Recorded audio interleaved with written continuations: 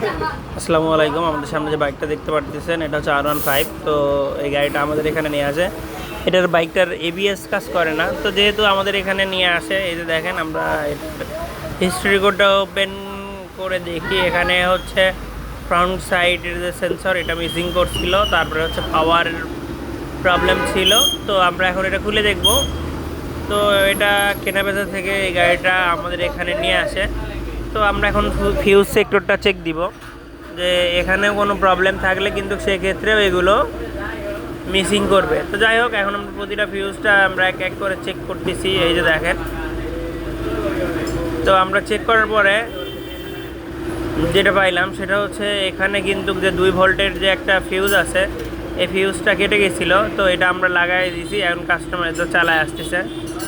তো এটা আলহামদুলিল্লাহ এটা ওকে হয়ে গেছে। এখানে হলুদ লাইটটা আর কিন্তু জ্বলে নাই। ধন্যবাদ।